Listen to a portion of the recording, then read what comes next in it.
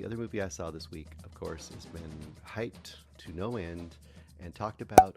Oh my gosh, so many people talking about Longlegs. And in fact, if you want a full review of Longlegs, I did one here too a few days ago, and you can find that on the same site you're probably on, the same YouTube channel. Uh, Go check it out. I'm sure you already know if you're here, so I'm not going to go through all that. But I do a spoiler free review, and I don't get into huge depth on it, but I give you a good idea of probably whether you'd like it or not and what it's about. Now that being said, if you don't want to hear spoilers, you haven't checked it out yet, you're going to go see it in the movies, you're going to wait for it to stream, whatever, then you might want to dip out here because I will hit a few spoilers. But I wanted to get into a couple things about it that I think are interesting. So Longlegs is very divided. A lot of people are hating it, or not hating it, but really disappointed by it. I think a lot of that has to do with the hype and the expectation, which I did mention a little bit in my review. I think the biggest complaint people have of it is that it's to them not a good follow through on the investigation that the movie kind of sets up, or that it's kind of just all spelled out with various dumps of information to them throughout the movie, and that they just feel like it's an okay but kind of a mediocre investigation movie with a lot of very slow burn kind of energy to it. Now, what I would like to kind of discuss quickly here, I'm not going to go too long on it. I know that you can find some very, very long videos online if you want to. I kind of want to go to like what do what does the ending kind of mean, and what is kind of the overall, actually what I think the overall kind of point of the movie, or really what is it really exploring here, and why I like it, and why I'm guessing that a lot of people like it as well. The people who do like it, why we like it. I'm not going to speak for everybody. Obviously, people might have totally different reasons that they enjoy this movie, but I'll kind of get into it really quick. First of all, the investigation itself is a bit of a MacGuffin, or a bit of a mislead. And I think that is also what people who don't like it are feeling. The reason I say that is if you watch the whole movie, you'll know basically that um, the Lee Harper character, or Harker, sorry, I think I got her name wrong. Lee Harker character, that she is basically been essentially cursed her whole life.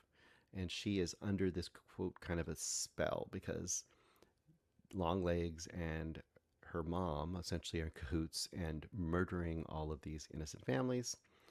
And that there is a doll, like many of the dolls for all the scenes, there is a doll of Lee herself. And the idea is that when these dolls are there, that the person the doll is created of is essentially kind of under a spell, kind of they're not in control anymore of themselves. So there's a whole bunch of things that people don't like about Lee's character. A lot of it is her just extreme, oh, kind of her extreme antisocial, almost like unable to really communicate well in society, just very, like people say, on the spectrum, and all this kind of stuff about her. How she's very, very, very awkward in almost any social situation. I think all of that, of course, is explained by the fact that she is essentially in a weird, like low grade level of possession or something, which is kind of interesting. To me, it's interesting. I don't know. Some people, maybe it's not. It's just boring to them. But the biggest point of this movie, I think, is when you watch these kind of movies, you're expecting like, oh, with the ingenuity and the hard work and the just tenacity of a character like Clarice Starling and her bravery and all this stuff, she is eventually going to get through and and solve the mystery and get the bad guy. This movie is not like that. That's not the thrust of this movie. Is much more like And I said before, like Cure, but even more so, and I hadn't thought about this at the time. This is even more like a movie like well, recently we just talked about it, Kill List or Wicker Man.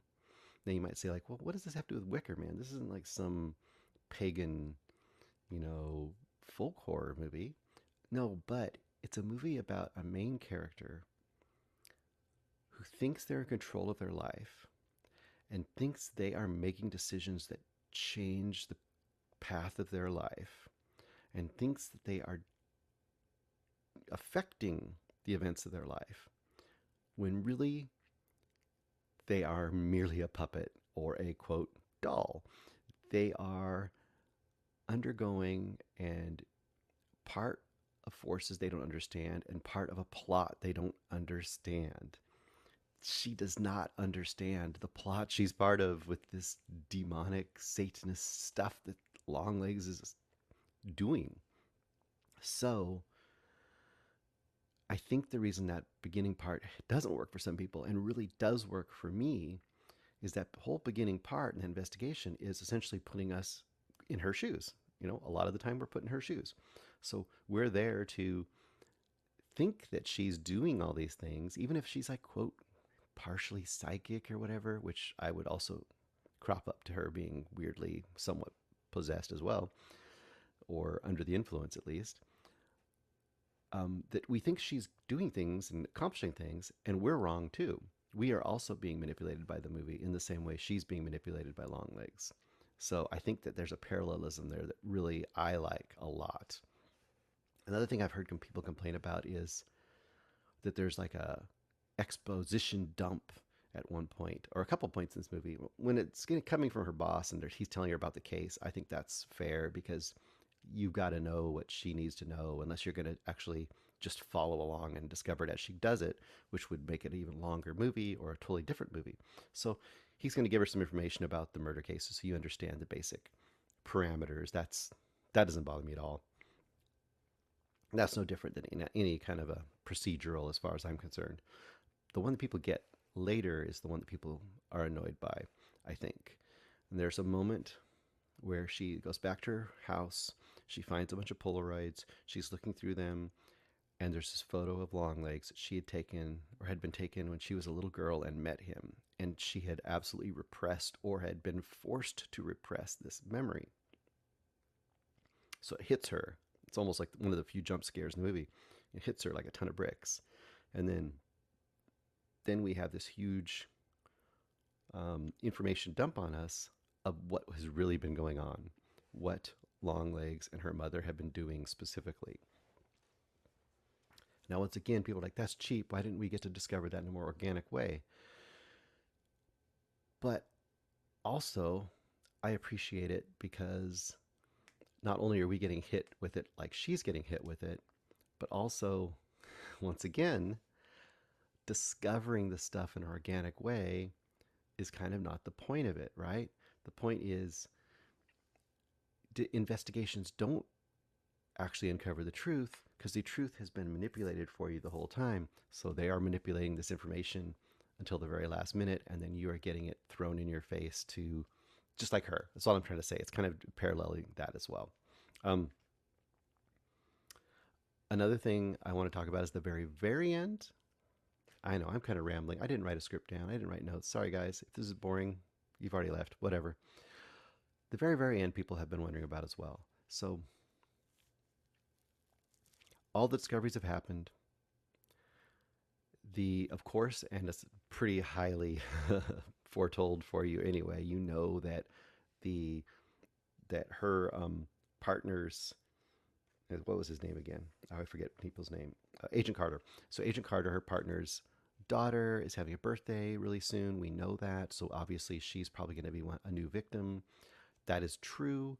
After Lee has discovered everything that's going on, she has to race over there to try to stop her mom from giving the doll and murdering the family and her partner, as another act of Longlegs after he's already gone from the scene, because Lee's mom is basically another disciple of Satan at this point. She's sold her soul.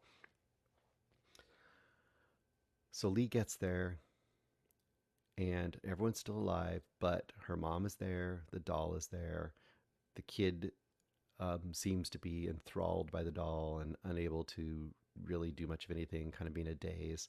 Obviously, both parents are also in a kind of a weird daze as well. Um,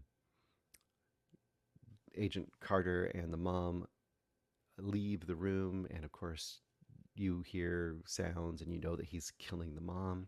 He comes back in. Lee, you know, gets the gun on him and says, "Don't come any closer. I'm gonna have to kill you." And of course, the mom, or sorry, I'm gonna be confusing there. Lee's mother is there as well. Let's just call her Satan Nun. Satan Nun is there as well. Lee has to shoot the little girl's father, her partner, to try to keep him from killing his own daughter, and then to stop Satan Nun from doing anything, Lee has to kill her too. Last shot is Lee holding a gun. She's going to shoot and destroy the doll to hopefully break the spell. Although it's not very clear if you destroy the dolls, you release the little orb of, this all sounds silly, and I love the silliness of this actually. You release the little orb of evil, or whatever you want to call it, from the doll's head. Um, it's not really clear if you do that, like exactly, do you free the person that the doll is made of to be have a good life, or do you mess their life up? It's kind of unclear because the one person we know that happened to during the course of the movie ended up killing themselves. So, is it good or is it bad? Anyway, she's ready to shoot it. She's out of bullets. Now, people have pointed out that she should have had more bullets. She didn't shoot that many bullets. I think she only shot 3 bullets. So, unless her gun was already half empty, there's no reason she shouldn't be able to shoot the doll. So, one of the big questions is, what does this ending mean? Because she's basically just leaves her standing there. She's alone with the little girl. The doll's still there. The end. What does this mean? Well, first of all, I would say that the forces that are controlling things could definitely jam her gun or stop her from being able to shoot that doll. And people say, like, well, why didn't I let her shoot the other people? Well, there's a good question. Because I think the main goal of Longlegs, and not really Longlegs, because Longlegs is essentially just a minion of Satan. So the main goal of Satan in this worldview is to destroy innocence and destroy the lives of true believers, because that is a great thing if you're evil. And in most cases, he has the family destroy themselves from the inside. And that's part of the ritual. That's part of, the evil. Well, in this case, since Lee has somewhat escaped her fate because she was supposed to be one of the little girls, since she somewhat escaped her fate, I believe that this final showdown has been kind of the plan the whole movie long. Like, she is been pushed by events that she thought were random, that were not random, from beginning step one, from the moment at the beginning of the movie where she walks up to an unrelated murderer's house and her partner is killed, causing her to go to a new case. From that moment, she was being manipulated to this final moment at this party, this birthday party of the little girl of her partner. And it wanted her to be the hand that killed this girl's father. And it wanted her to be the hand that killed Lee's own mother. So, in a sense, cursing her by having to do this evil and to destroy further her own life, which has already been obviously pretty broken even up to this point. So, essentially what I feel like is, whether you make it make sense or not, the forces have manipulated the fact that she could shoot and then she couldn't shoot. So the final moment is she's essentially alone and cursed. The little girl she's standing with is also cursed, still with that doll, and the doll is not destroyed. I mean, what happens after that, you don't know. But my guess is nothing good. And my guess is that that is what they want you to be left with. Okay, I know it was a lot. It was a lot. It was a roundabout way to go about it. I would love to hear other people's thoughts because I did not even really touch on half of the stuff. But if you kind of don't like the movie and you wonder what people that like it like about it, for me, it's things I just talked about. This kind of conspiracy of evil that is just playing this woman like a puppet the whole movie, and the movie is about her slowly pulling the veils off and discovering that horrifying fact and being unable to stop the inexorable path that she's stuck on. Anyway, hope you enjoyed that. Hope you liked the movie too.